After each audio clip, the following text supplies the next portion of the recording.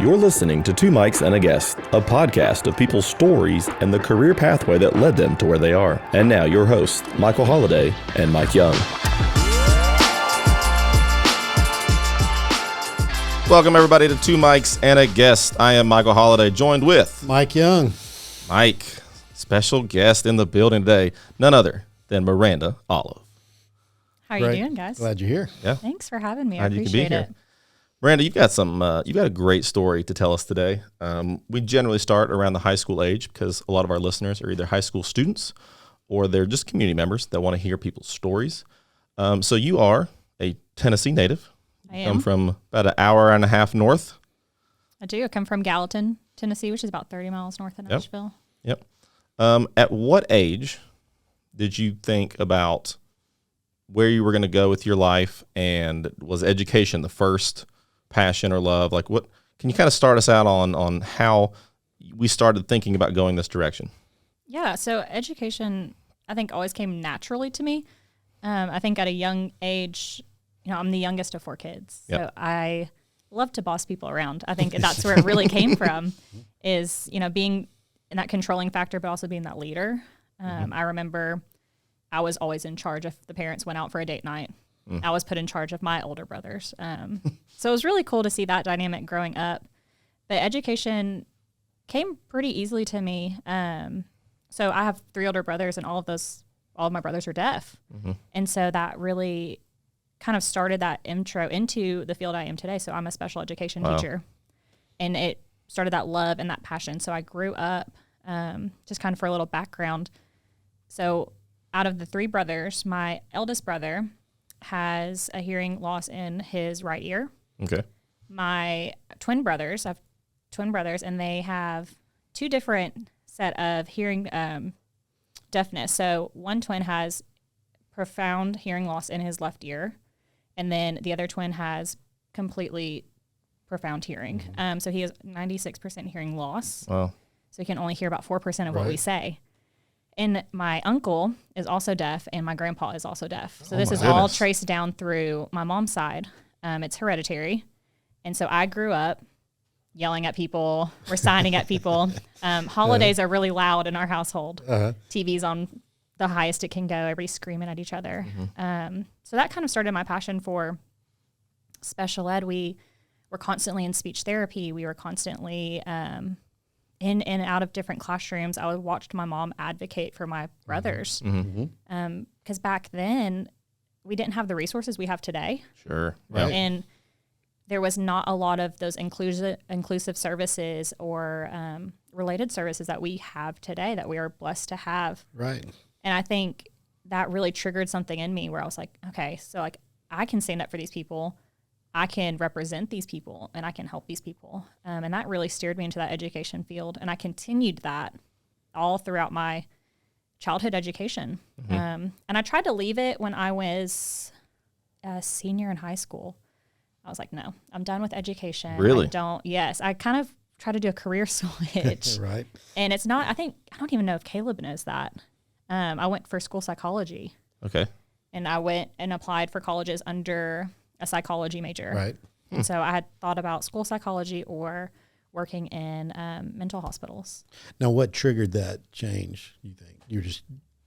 I don't know. I don't know if I was just kind of tired of it. Right. Because I lived that life. Well, I was curious. That was one of the questions Yeah. as you were telling your story. I was curious about do you get tired of being? It's a job. Like it's a lot going on there. Yes. And so I think it's interesting as a kid doing all of that, loving your brothers, loving your family, obviously. Right. But then, do I really want to spend my whole career doing that? I think that's interesting. Yeah, it was really hard to, what I thought was making that choice out of it. I kind of had to justify those feelings. Right. Like, I still love my family, and I still love these trials that we're going through. But do I want to do this? And I went to college orientation, where you get to start picking out your classes for your freshman year.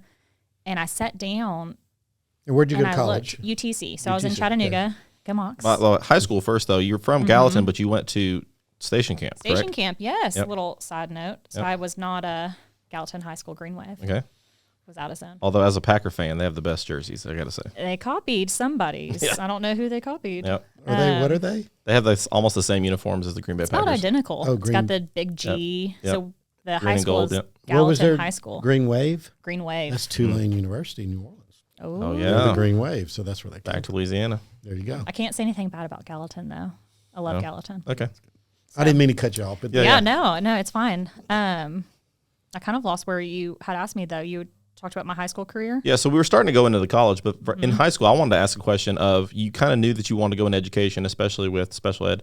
Did you start observing teachers in high school from trying to see it from their perspective? Like, did you start out, even in high school, kind of reverse engineering? Okay, I'm a student, but how would I handle a certain situation as a teacher? Yeah, so I helped out a lot with our CDC classes. I worked in a peer buddy system. So we had just started peer buddies when I was a sophomore that's cool. That sounds in cool. high school. And it was awesome. We used it as one of our class periods. So instead of a related arts, Okay. we got to be a peer buddy.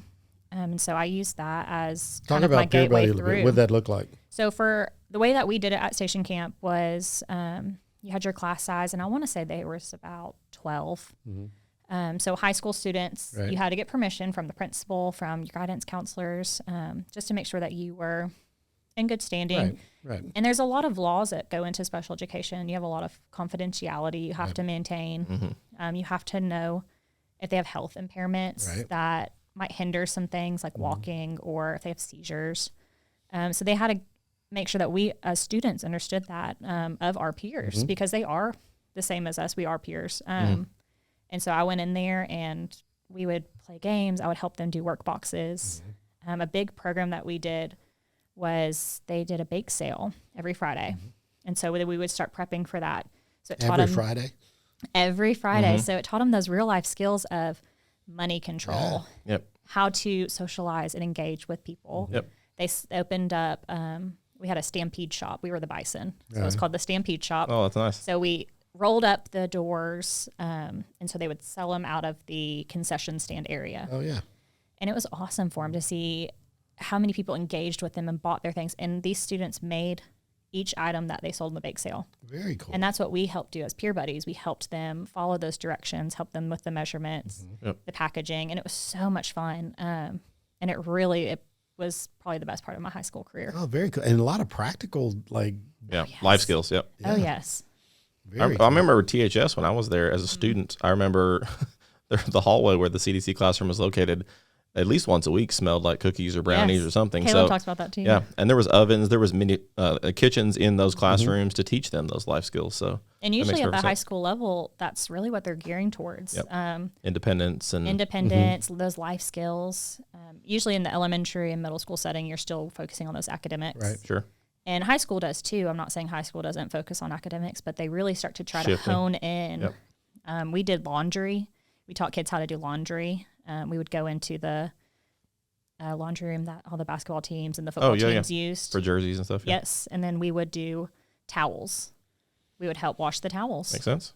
No, And so they would learn as how to a, wash.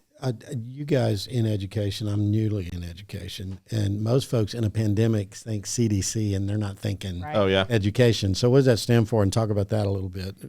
There's a lot of acronyms that go with special ed. I even get confused being 5 years into it. So CDC stands for a comprehensive development classroom. So those are typically your more severe Right. students or students with some cognitive delays that can't be fully included into a general ed system Right. without maybe having some supports or maybe an aid. Yeah. Okay. And so CDC, that's how it is in Tennessee. I think if you go to a different state, it might be titled something Right. differently. Right. And there might be different tiers or different leveling systems. That's what I've known it to be, to be called for forever. And then we have this global pandemic, and then there's also the Center for Disease Control, and it's like Google it's different. CDC, and you're going to get. You're not going to get anything in Yes. education. Oh, no. We'll make sure that. Especially nowadays. So high school, you get a glimpse into all of this. You see it, and you actually do it with these peer buddies. And then when it comes time to look at colleges, this obviously has to weigh in on where you want to go, right? Yes. And I watched my brothers go through the process. my twin brothers, because they're only 4 years older than me, and they went to Union University, which is in West Tennessee. And I watched them do the application process, and they went to college and did the college things. And I kind of reared back just a tad bit. I didn't know, this was the point where I didn't know what I wanted to do anymore, where I was starting to think about psychology. I kind of teetered on the fact of not going to college. Right. Okay. Just it was a little inkling, but I kind of teetered on that. Just like, do I really want to go? And that's a real life decision that people have to make. And college is not for everybody. And so I looked at what schools had the program for psychology, and I applied to UT Martin, which had a really Skyhawks, go Skyhawks. I know. And my grandparents lived up there. I had a place to stay if I was going. Oh, really? Wow. Yes. And so I was like, this will be easy. This will be the perfect place. I went and toured. I left the tour. I was with my mom, got in the car, and I like broke down. I was like, I can't do it. So this, like, I didn't like a single thing that they had told to me about psychology. I was like, this is not what I need. Kind of scared you a little bit. It didn't scare me. Maybe but that it was scares the right kind of- word, but yeah. No, but I think it it's was, interesting. I tell students when they start looking at colleges, I say, go look at several, because sometimes it clicks and sometimes Yes. it doesn't. It didn't click for me. It gave me that sense of this is not right. Right. This is not where you're supposed to be. This is not the field you're supposed to be in. And so it gave me that clarity. And so as soon as we got back home, I was like, okay, where else do I really want to go? And I started kind of thinking through, I didn't really want to go to certain colleges because I knew a bunch of people from my high school were going. And I kind of wanted to take a step away. sure. And Almost so, start fresh a little bit, yeah. kind of in Get a new way. friends and, And it worked out so beautifully. Me and 3 of my best friends, actually, we ended up going to UTC together. We roomed together, and we're still best friends to this day. That's cool. So it University, worked out very yeah. well. But I looked at the University of Tennessee at Chattanooga, and I fell in love the Wow. minute I stepped on campus. And that's not the only time you fall in love in that city. Anyways, we'll get to that in a little bit later. We'll But get to that. I do think that's a great point. That I've talked to a lot of students about the minute you walk across the stage at graduation, all these things that were so important in drama in high school, they immediately go away, right? They do. They And really do. Sometimes people want to follow their friends, and it's not, just continuation of all that stuff, right? Yep. And So- we had a great friend group, and we split ways. Right. So 4 of us went to UTC. A few of us went to Tech. A few of us went to Western. We had a few people go to UTK, so the University of Tennessee, the original one. Right. Yep. Sorry, Texas. But we split ways, and it worked out beautifully because we all still stay in touch. oh, yeah. And it's so fun to see. Now we have social media. Instagram was not big when I was in high school, but looking now, I can see where they all went Yeah. and how their life is now. And we still keep You're in still touch. connected. It's way easier, yeah. Absolutely. I do want to push back on something. I never apologize to Texas. So, I mean, that don't, so just go ahead. Mike's an LSU Yeah, guy, you're by good. the way, so Yeah, that's they're true. next door neighbors, yeah. Oh, gosh, no. But it's UTC was the perfect fit for me. Yeah. And I think that's the best part about trying to tour colleges is finding what's the best fit for you. There's so many different colleges out there that have different type of campuses. I loved the mountains. The Yeah. UTC spoke wonderful So to you me. weren't even just looking at the program. You're looking at the city. You're looking Yes, at I looked at what's to everything. eat, everything, No, right? I Oh. think that's important. No, I mean, it is a big deal. It's not a little thing. And if you've ever, it's a great school, but if you've ever been to Martin, Tennessee, there's not a lot. And I had. There's not a lot there. There wasn't. And But no great offense to school, Martin, but yeah, no offense. But Chattanooga's a little bit more metropolis. It was. And I kind of thought too, where did I feel like I could grow personally? And so I think in Chattanooga that I could flourish, Yeah. whether it was by myself or with my friends. And I did. I took off and I had the best 3.5 years of my life. Well, So it was. Now, did you Probably start awesome. majoring there in psychology or? So when I went to the orientation, I was walking in as a psychology major, and I walked out as a special education teacher major. So Well, now, when what I was that in- change about? I knew you had that background, think about it in high school. What was it about that meeting that changed for you? I think I realized that I can always use those key components of the psychology that I loved the most. Right. But when I sat down and thought of it, I didn't want to be a psychologist that sat down and just talked about people. And Michael, Holiday, you know about this. Like, I don't do well with people's feelings. Yeah. So you come crying to me and I'm like, oh gosh, okay. Yeah. And I can't do that. How does that make you feel? I'm not one of those people. Right. And I realized that finally, like I can use some of those techniques and I still love it. It's still very interesting to me, but it's not where my heart lied. Yep. And I think that was my shift. That's very important. Yeah. Yes. Cause they give you the chance to talk to advisors when you go to these orientation Right. meetings. Right. And, I talked to an advisor there and we had just a personal conversation and they kind of were walking me through all the steps and telling me, well, you know, if you think this, then why aren't we looking at this? And it took me to the steps and I was like, you know, That's so special ed important. that's where I need to be. Ask all the questions. Yes. And yeah. So the advisor used some of that psychology stuff on you? She did. It was like reverse psychology. I got you. Funny how that works. She flipped my mind. And they're good at their job for that reason. I mean, that is their job, is to get to know you and see what's going to best fit you, your lifestyle, and your plans for the future. So, And it's weird how they get to know you in that like 5 Oh, minutes short. of time. Yep. It's weird. Well, it's interesting, and part of the reason we do this podcast is to hear stories of how people get to where they are, right? People enter college or enter whatever with this idea maybe of what it's like, and they get there, and sometimes they finish college and realize this isn't what I was in for, right? And so we really want folks to be able to look at it on the front end so they can ask the right questions and they can, is this what I want to do? Not just am I interested in it, what kind of life do I want to live when I get out of this thing? Yes. Where do I want to live? And those kind of things. So I think And that's then important. Looking in the education field, when I was at UTC, there were so many different schools around that we had access to. And that when I looked into the education program further, that UTC was sending their people out to. So there was a lot of that back and forth, which gives you that real life experience Right. that I loved. Yep. So that was kind of a helpful factor as well when I was deciding schools. And looking forward to picking a school, going back to that, and you're looking at what's around where you think you're going to fit in the most. Right. But also it plays back to, like, I had a hard time the financial side of it. And I think that played a big part into it as well. You know, where can you get your scholarships? Where can you get Speak to that a best little bit, because money? I've talked to students frequently that they are, one, they're saying, I don't know if I want to do college. You talked about that. They're talking about that. A lot of times it is a financial barrier. It might be, how am I going to pay for this? Or they don't have the, how do I make it work? right.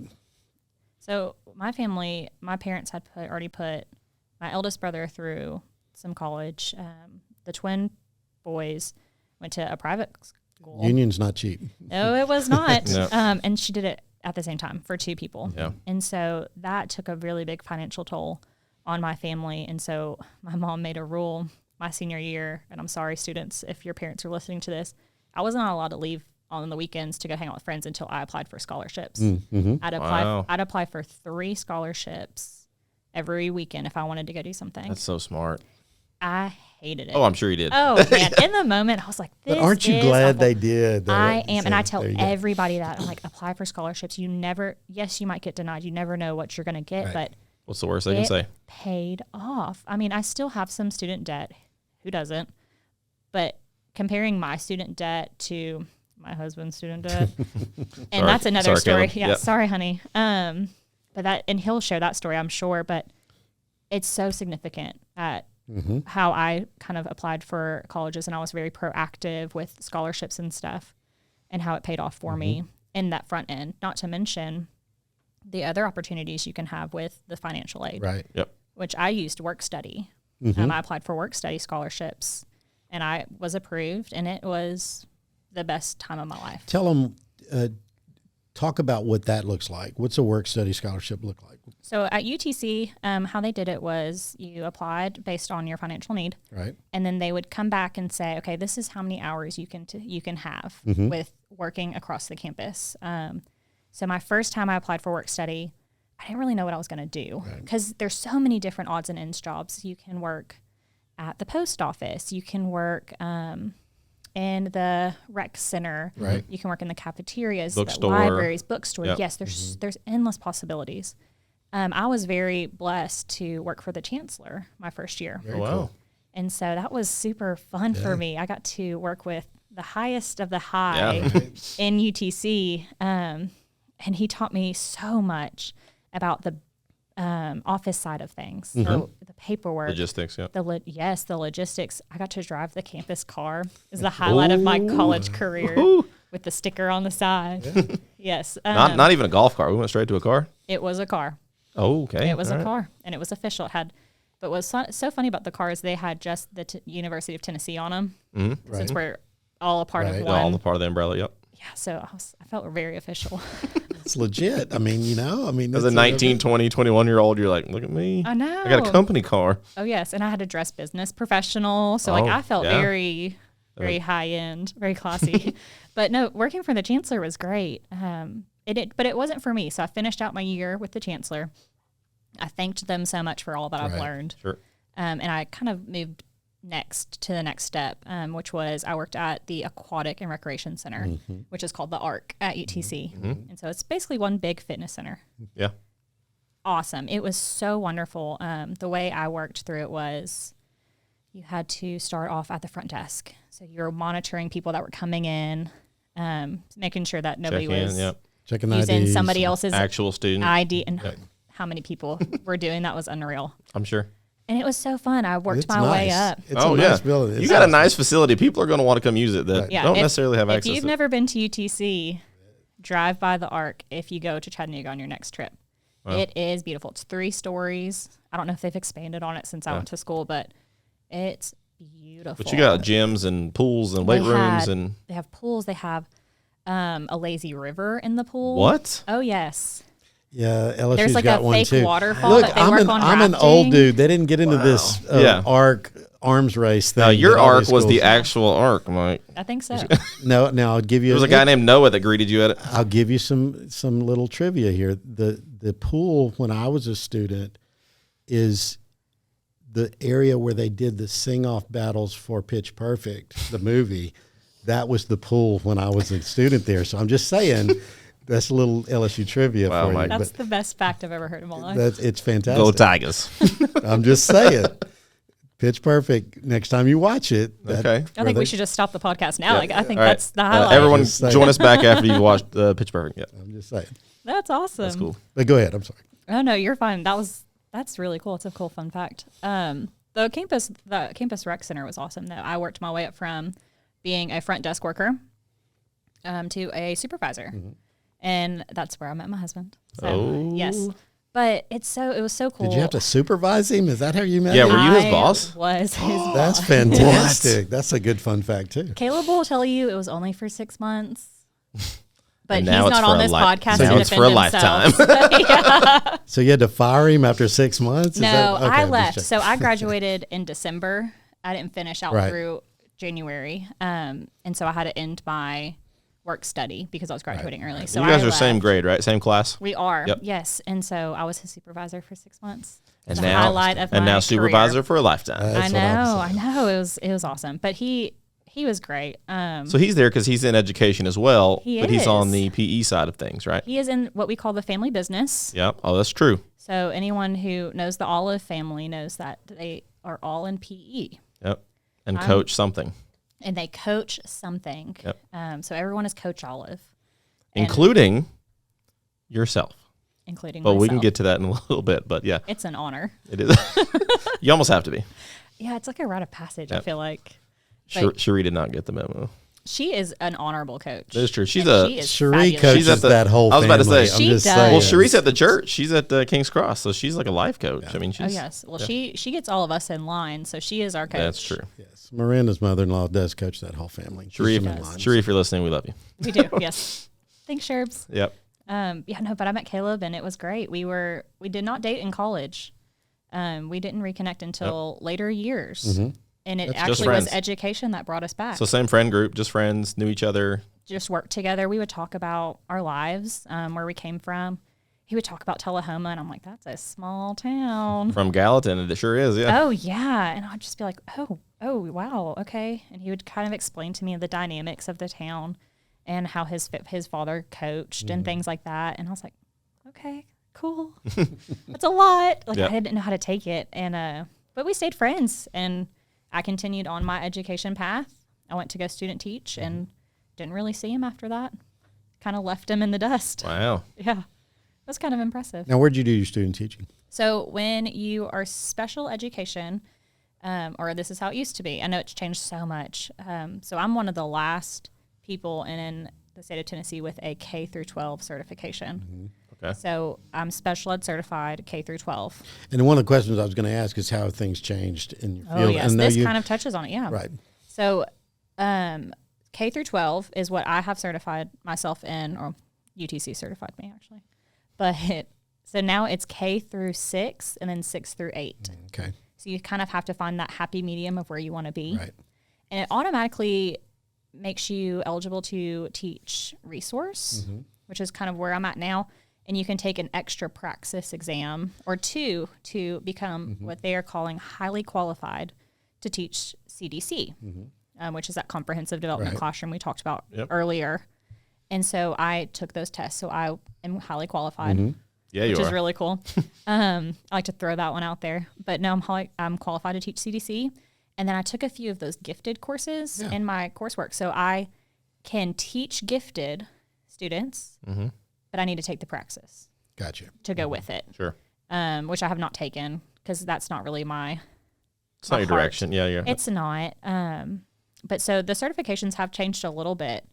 And it's very different. I think there's some gen ed in there now, where if you're certified for SPED, you're also getting certified for gen ed. Right. Yep. So just your regular classrooms, which I do not have.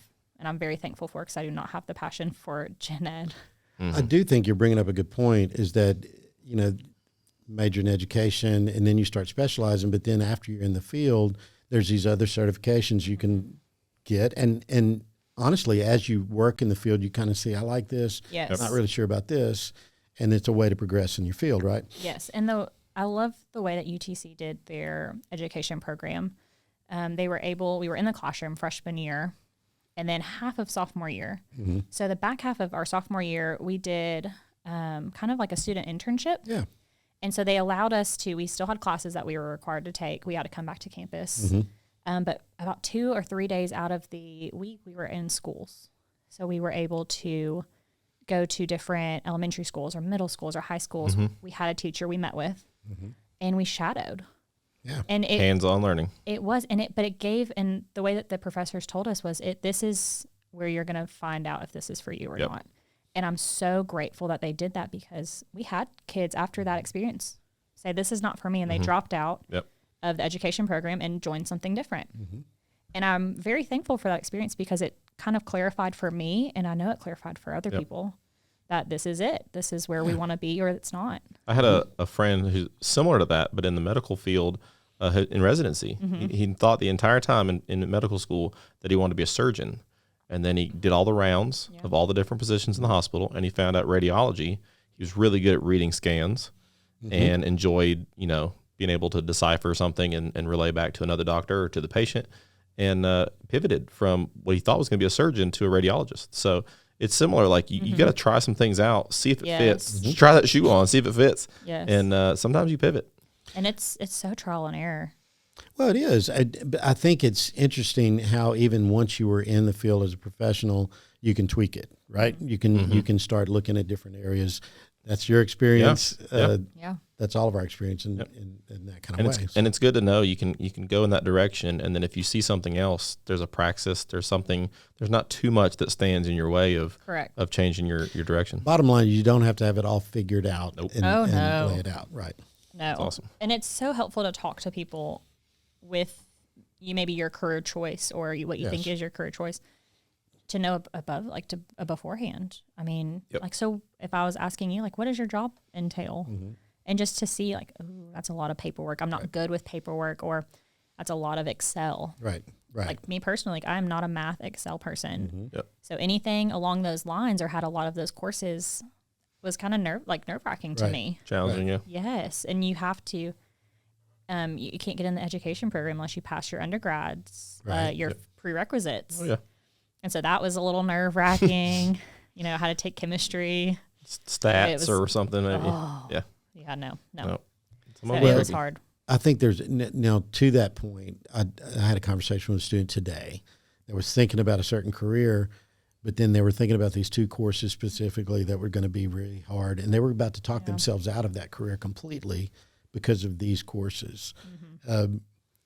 You rolled your eyes at chemistry and stats, but you're sitting here right now. You took chemistry and stats, right? Yep. Survived. Push through it. Yes. So for a little bit into my senior year of college, I wanted to go to grad school immediately after my bachelor's. And I wanted to go to be a speech pathologist. Such wide career choices for me. Yeah. And so I decided I need prerequisites. And there's a few that I was not taking with my education degree, and chemistry was one. Right. I mean, I can't do math. I cannot do chemistry. It's so hard for me. I don't grasp it well.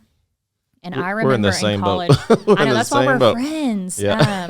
No, I'm just kidding. One of many reasons. Right. So I remember staying after classes and talking to my professors and like, what can I do to get a C? That's huge. What kind of extra credit can I do? Can you help me? Is there tutoring? Is there something?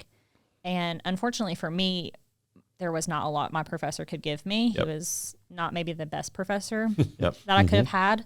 And that happens. I just made the best of it, and I kind of. But you asked. Oh yeah, I was in office hours. That's a foreign thing for some students to think, because sometimes a student thinks it's a one-way street. No. A teacher just teaches me, and then I just absorb whatever it is. To ask a question, be like, hey, I'm confused. I don't know. What can I do? Like, that's important for kids to know. Chemistry's a bad memory for me because I flunked out of college with chemistry. So you're understanding me right now. I made a 0.4 my third semester, but it was chemistry. But here's the point on that. One, it didn't kill my career. I've got a master's degree now and all that. 2, talking to that professor, I remember my lab professor, I went up to him after the finals like, dude, I did the work in the lab and I knew how to do it, but this final really, kicked my butt. And he was like, no worries. Right. Because I'd had those conversations with him. Yes. Yep. And he's like, you're not going to fail. I've watched your work. Yep. But it needed that conversation to happen. If they know you're trying, sometimes that speaks volumes for them. And it did for me. So for chemistry, you have to take a lab and you have to take the lecture course. And my lecture course was horrible because I couldn't get the test right. I couldn't I couldn't understand the facts. Right. I'm having these bad flashbacks. You're probably going to have nightmares tonight because of this. We need to check on Mike later. Yep. We're all getting ice cream after the show. Yes. But for the lab, I also was really terrible at the lab. And my lab partner, bless his heart, I don't know where he is today, but he left me every single day. He would kind of turn it away from me, do our lab, and I would kind of be like, oh, so what did you get for that? He'd be like, oh. He was not having it. Exactly. He knew I was a failure. But my lab teacher saw these things, and I would constantly be like, I'm very confused. Yep. Can you help me? Can you talk me through this one more time? Because I had the notes. I was paying attention. I was doing the things. You're trying. I mean, there was one day, I remember for the final exam, and bless her heart, she was such a great lady. I just had my head on the table. I couldn't recall anything. Absolutely. I don't even think I wrote my name. Look, we've all had that at some point. Yes. And I remember her coming up to me, and she put her hand next to my desk, and she said, just take a breath, stay after class. And I was like, oh gosh, I'm in trouble. Yeah.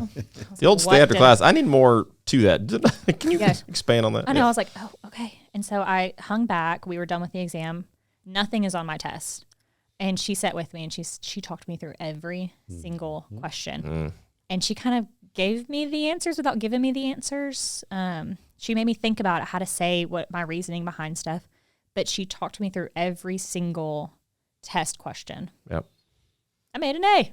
Mike, this is It's the only A in chemistry I will ever make. Mike, this is episode 4. And so far, on all 4 episodes, we've had a tremendous teacher who's made an impact on one of our guests. Absolutely. Yes. And I just think that's a key thing. I want students to hear the fact that, man, I failed. This is not anything I can do.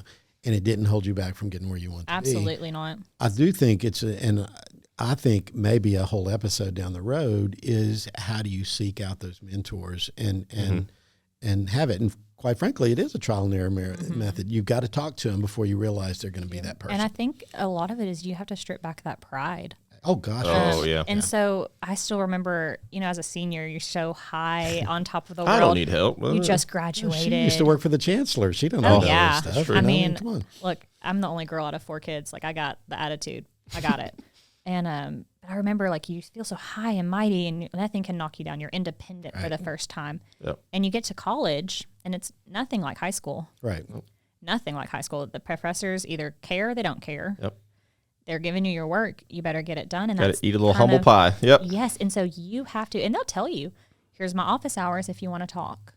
So you have to make those steps to go see them and to seek them Take out. advantage of The office that. hours. Take Got advantage to. of the office hours. The office hours helped me so much. Not only get to know my professors, but for them to see, like, okay, she's really trying. Yep. She may not be the best at this chapter or this lesson that what we're doing at, but she's trying her best and Yep. she's seeking my help. When I took online courses through UT Martin, again, go Skyhawks. Go Skyhawks.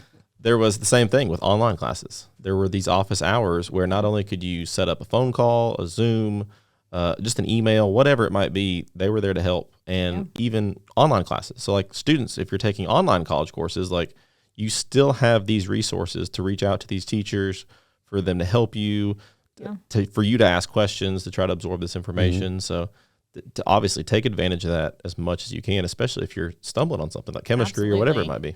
Oh, yes. I struggled through a few classes. I went to tutoring. I mean, I sat Oh gosh, take advantage of that. Oh, right? yes. I sat in tutoring as a sophomore in college, and I loved it. Clearly your lab partner wasn't your tutor, so. Oh, no. Bless his heart. I don't That know where guy. he is, but I'm sure he's very successful. Got to. I know. No, but tutoring was great, too. I mean, seek those resources because they truly help you, and they're truly out there for a reason. Somebody has to have them, or else they wouldn't offer them. That's true. That's a good point. And I mean, the people that help you in those situations, we had, I want to say now that I look back, they were students in the education major Yep. in those fields of studies, and they are helping tutor. And that's kind of who we were looking at. It was Kind of a peer buddy thing. It going on. It's the was. same That's thing. exactly what I was That's about to nice say. that- yep. So it was really cool. It helped me a lot. I don't think I would have the life lessons I have today. No, certainly I didn't take away chemistry facts, but the life lessons. Right. Yep. I mean, it's carried. But to you what I learned how do. to fight through adversity. I mean, you learn Absolutely. and learn how to communicate. Both huge life skills. Right. Yes. Right. Yep. So what does a typical day look like today when in your job you're in now? Before we get to that, and that's a great question. But I want to pivot. Like, so you're going from Chattanooga now, and then we end up in Tullahoma because of. Well, before I came to Tullahoma, I actually moved back home with my Okay, parents. that's right. So Yep. I graduated college in December of 2016. I graduated a semester early, which I loved. I thought it was really cool. My goal was to do a whole year early, but it didn't really work out. I had to work my way through college, so the timing of the courses didn't work out. And so December of 2016, I get my diploma. I'm so excited, and I don't have a job. And I was kind of searching around because in the middle of the school year, as educators, we know like sometimes there's not a job available. Right. And I looked all through Hamilton County, which is where Chattanooga is, and all that was available was an EA position. I snatched it up. And thankfully for me, it was actually at a school that I student taught at. So we good. were able Yeah. to student teach at 2 different schools because I was K-12, so I went to an elementary school and a high school. And the elementary school was one seeking an EA. Wow. So I reached out to the principal. She's a fabulous lady. And she was like, oh, absolutely. She said, come in today for an interview. And the interview was just like a conversation like this. And she said, you're hired. Do you want it? And I started January Oh, that's 5th, cool. 6th, something like that. Another key point, though, is yes, student teaching, that was part of your deal, but a lot of times the way you get these gigs is internships and student teaching. foot in the door. You Getting your knew foot in the that door. principal, right? Yes. And it was so great because And I they knew knew the staff because I had just finished my 9 weeks there. Right. Yes, 9 weeks there. And they all knew me. It wasn't that awkward, like, hi, Oh, I'm yeah. new here kind of feeling. And You so said your she- interview was like this, but your interview was for 9 weeks. It was. They were It watching you was. that I whole didn't think time, about it. right? Yeah. They saw your work ethic. They know about you. Yes. And it was so great getting that opportunity because as a lead teacher now, I have such a high respect for EAs. People sometimes look down on the EAs, and those are educational assistants for some people that don't know those acronyms. And they're looked down as like a second-hand person, and they're not. Nope. I don't know what I would be doing right now if I didn't have my EA that I currently have at Bel Air. There's a lot going on in the classroom. She does a phenomenal job. They're a vital component in this whole education thing. They are, and I would be lost. I'd probably be in the mud puddle drowning without them. Right. And it gave me the opportunity to take that job and to flourish and kind of see all the sides of it. All the sides. That's a great, and take great directions instead of give it the directions. Yep. Right. And I had to say, yes, ma'am. Yes, ma'am. Like, oh, yes, absolutely. Like, I'll do this job instead of saying, hey, can you go do this?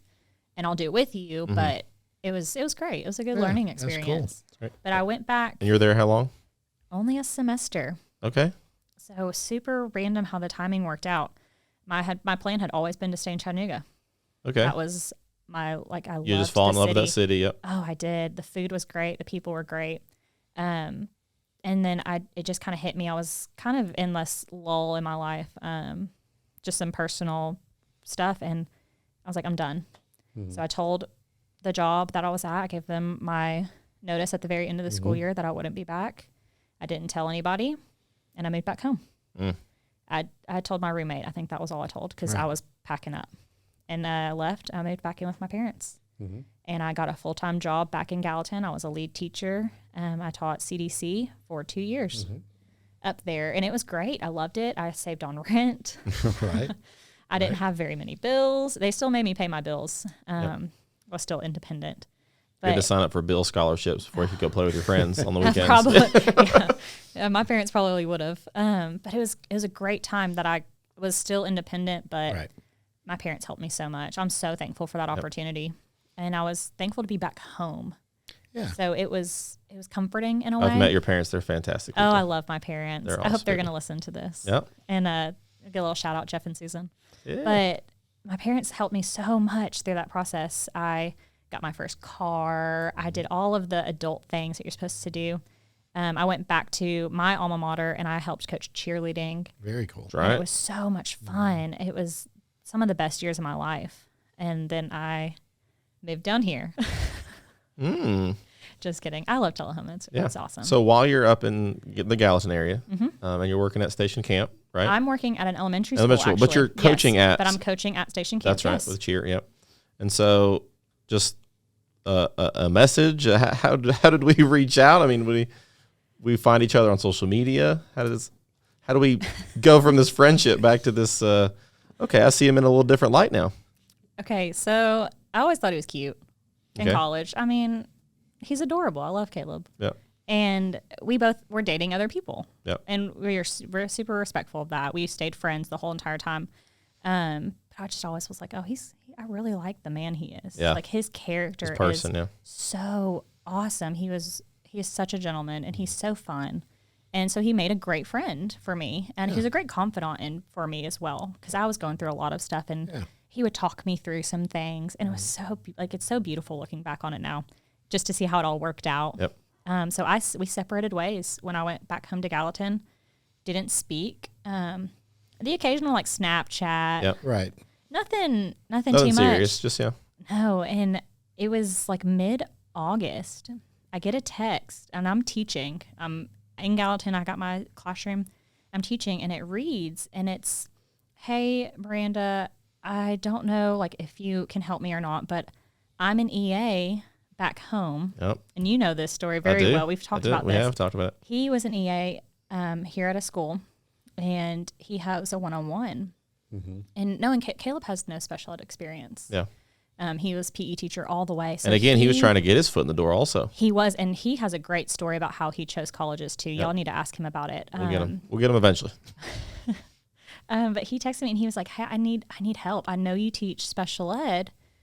Do you have any tips?" And I had his number in my phone, but I sent back. I said, "Who's this?" New phone. Who this? Yeah. And he tells me now. He's like, "You kind of knocked me down a peg." Yeah.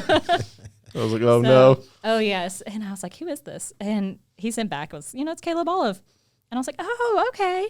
But we continued on, and He so genuinely needed advice. he genuinely needed my help, And it was so I knew cool. Caleb. I mean, I've known Caleb, a long time, but I knew the situation that he was in at West, and it was a difficult one. Oh yeah, it was that story is phenomenal to see how well he adapted and became who he is today. Yep. But I helped him through some of those situations. And he actually had some friends in Hendersonville, which is like the next door neighbor to Gallatin. Right. Yep. So he came up to see his friends, and I met him, and we hung out. I made him these work boxes for this kid, and so I was like, I'm gonna do it right. Like, he's cute. I'm gonna get my foot in the door, and so I made him work boxes. I was super excited, and we met up at Cracker Barrel, and I gave him all these things. I talked to him about them. We had breakfast. We sat there for about 4.5 hours at Cracker Barrel in Hendersonville, and that was our first date, and it's been nonstop fun ever since. Oh yeah, and absolutely. so we got married in June of 2019, and he brought me down here, and I've loved it ever since. It's been a great Little transition. old Tullahoma. After hearing those stories Yes. so long, you didn't think. And I put up a fight. I really wanted to stay in Gallatin, but this was where we needed to be, and this is a great home for me. Yep. We'll definitely get Caleb on the show. Right now, when we're filming this and recording this, it's the fall. If you're not aware, Caleb is our offensive coordinator for Tullahoma High School, and so falls are pretty busy for him. And so we'll definitely get him. We'll probably have to wait till football season's over with, but his January, story. February? Yeah. Is that okay with y'all? We're going to win a state title this year, so it's yes, going to we be are. definitely January. That's what we're shooting for. But his story. But he genuinely needed help. Like, he reached out to someone who he knew was in special education, and he had a student at the school he was at that was not easy, especially even if you came from the SPED background. Right. No, and knowing the kid now, that was hard. I don't know It's a tough how situation. I would have adapted. Yeah. And he did great. Yeah. I'm so proud of him and how well he handled those situations. The thing with SPED is part of it is we're committed to educate every kid, and it's not a cookie cutter situation. It's a lot of different situations. We have to adapt to do that, right? Yes. That's part of it. Yes. And that's kind of the art of what you do in SPED, right? I mean, what does a day look like in a SPED teacher's life? So for me, I've recently switched over to be a resource teacher. Okay. And the way I kind of describe it to people, because they're, what does that mean? Right. Yeah. And it's, we have an RTI program in our schools to help with kids that maybe fall below a certain line with reading or math. And Tell them what RTI is. RTI has some tiers, and it's basically for it has a tier 1, which is everybody, tier 2 and tier 3, which is tier 2 is basically the main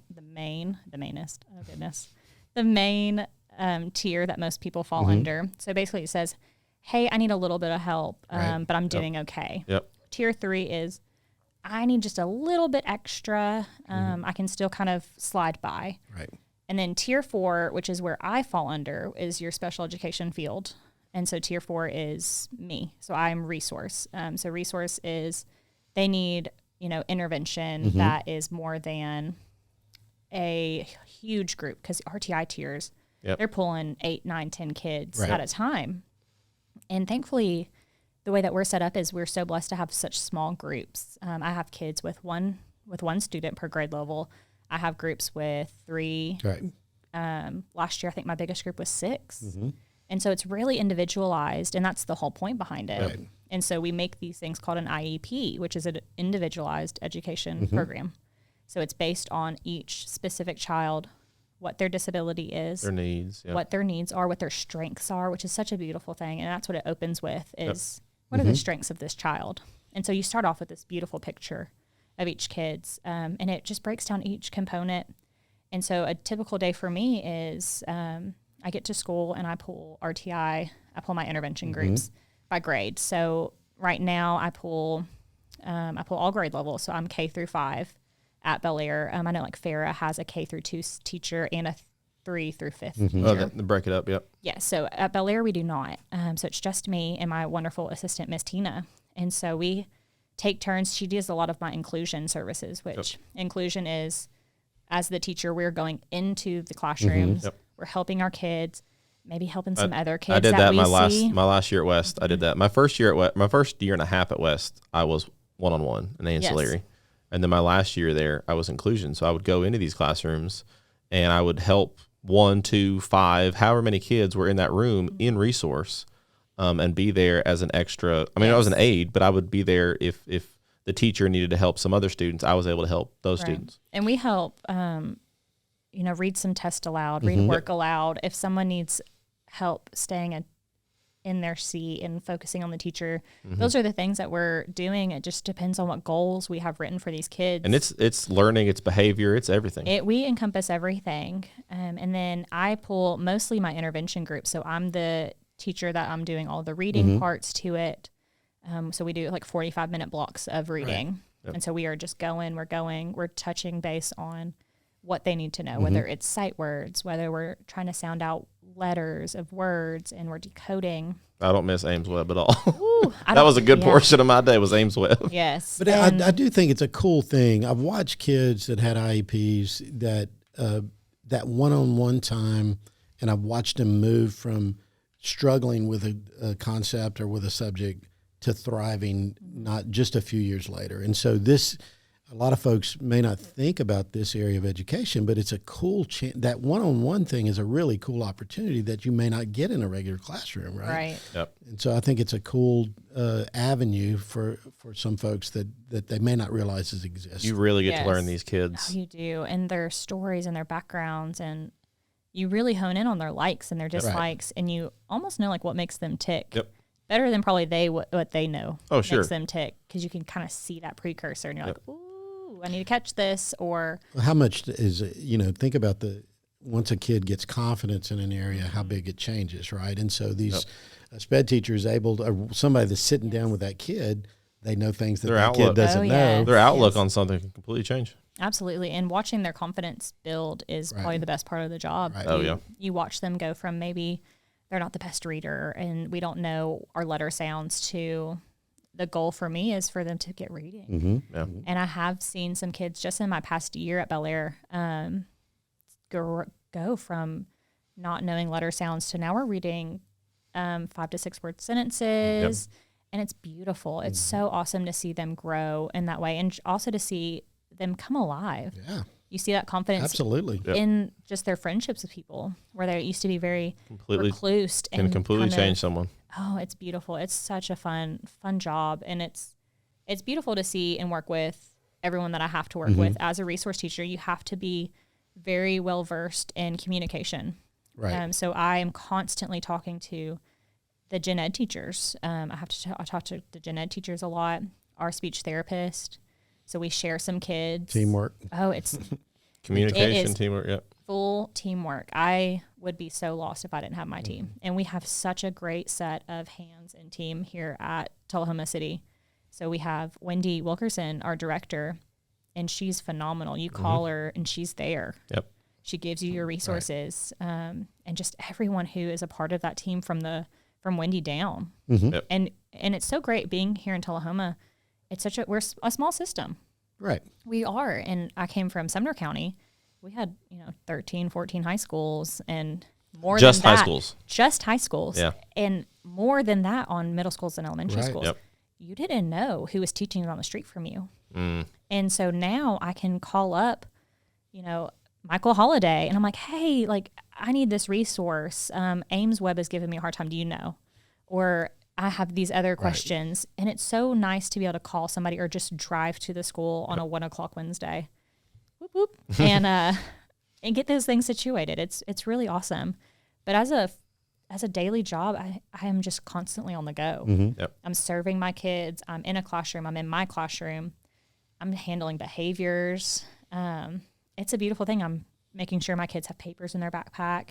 I Every supply day's school different, right? supplies. Yep. Yes. Oh yeah. I have kids that lose school supplies. I have to At that age, you're almost a parent and a teacher. Oh yeah. You were all right. Yes. Tie your shoe. Here's a pencil. Yes. Yeah. And it's so fun being from the CDC standpoint to where I am today as a resource. In CDC, I was always in my classroom. I didn't go out much. You're kind of retained in a way, and I didn't know anybody in my school. And now I know almost every single kid in Bel Air. I know all the teachers, all the staff. And it's so fun to be able to walk up and down the hallway with my kids to and from places and to be like, oh, hey, and somebody say, hey, Miss Olive. And it's awesome. It's one I of my do best think parts. it's interesting what you said too, is that a lot of folks think, I don't want to be in a small town or a small system. Right. But there's some benefits with it that you're not going to get anywhere else. And so that's the thing that you notice firsthand from working in the other. Relationships, communication, all that. All the technology too. Yep. We did not have technology in Sumner County. And I came here and they're like, here's your iPad, here's your Apple TV, here's your laptop. You actually have another laptop. Mm-hmm. Yeah. I was hyperventilating. I was like, I don't know how to use any of this stuff. Shout out Dr. Susan Sudbury, who was our last guest on here. Yep. So it was crazy to know that we have all these cool resources in such a small district. I want to ask you too, I think it's interesting being able to do the cheerleading coaching back then. Mm-hmm. Here's something you were interested in. And now, even in your career, you're able to continue to do some of those kind of things. I did, yes, and I am. So when I moved back to Gallatin, I cheered in high school. Right. And so I reached back out to the cheer coach who was my cheer coach. And I said, hey, I really want to get my foot in the door somewhere. I don't enjoy going to work and coming back home. Can I help you? And she was so nice, and she let me help. Mm-hmm. I think, and she'll tell you now, she was one of my mentors as well. She was a sped teacher. Mm-hmm. Oh, wow. So she started to be my first mentor. And so she kind of told me, she said, I was really weary. She said, I don't really trust people to come into the program. Mm-hmm. And she said, but you did such a great job. And so I stayed and coached there for about 2.5 years before I moved down here with Caleb. Yep. And it was so much fun. We went to nationals both years. We placed in the top 10 teams both years that we went, which is a huge deal. A big deal. It's down in Florida, right? Yes. Orlando. Yes. And you're out of 60, 70 teams. You have a friend, Casey, who coaches independence. And so it's so fun to see that side of it. And when I moved here, I took a break. Right. I was still a little bitter about moving down here. Yep. And I tell people that because it was a true feeling. And I was kind of bitter, and I was like, I'm done with cheerleading. I don't want to do it anymore. Yeah, when you first were here, you were just you knew. Yeah. I was not having it. And but we all knew how good of a coach you were, so we were like, Miranda, you got to get back into it. It's and I stood firm. I was like, no way, no how. And last year that boss thing again, that she was talking about. I don't understand what you're talking about. No, not me. And so I was at dinner one night with the Olives, the family, and my father-in-law, John. Yep. He's the athletic director, for those that don't know who's listening. He mentioned that there was going to be an opening at the middle school at West to be a cheer coach. He said, before I ask anyone else, do you want to do it? Wow. And I was like, ooh. I was like, do you want my honest opinion, or do you, how do you want me to handle this? And he's like, no, be honest. And so we sat down and we kind of talked through it. Mm-hmm. And at the end of it, I was like, you know what? Yeah, I want to do it. Mm-hmm. So I went through the interview process with Miss Herrera, and it was Travis Moore at the time. Yep. And they interviewed other candidates. I was not the only option. Yeah, sure. And I No, that's the way that works too, right? Yep. Absolutely. And it needs to be that way. Yep. Yes, it was not handed down to me at any point, which some people might think, sharing a last name, that things might get a little handed, and it's not that way. Nope. A lot of times that makes it harder, frankly. But it does. Well, my mother's worked at THS for a decade now plus, and when I got hired at THS, it wasn't just, since your mom works there, you get the job. It's like I interviewed for it. And we love Miss Holiday. She's the best. She is the best Tullahoma fan you'll ever meet in your life. We'll keep her. Another thing you mentioned briefly, but it jumps out at me as well, in talking to athletic director about this, father-in-law, you advocated for yourself in that gig too. And I think that's something that we think, I'm just going to take any job I can get. No, you gotta advocate for yourself on those kind of things too, right? That's a great point. And we discussed how much time management. So for this job, I'm just basketball. Mm-hmm. So the way that cheerleading runs here is a little differently than what I'm used to. So when I came from Sumner County, we did football, basketball, and we were competitive. Right. So we were very gung-ho. Our season started in April. We didn't end until the end of February. Wow. After nationals. Right. I mean, we were a full year sport, and it was constant. Go, go, go, go, go. We had practices 3 to 4 times a week. Wow.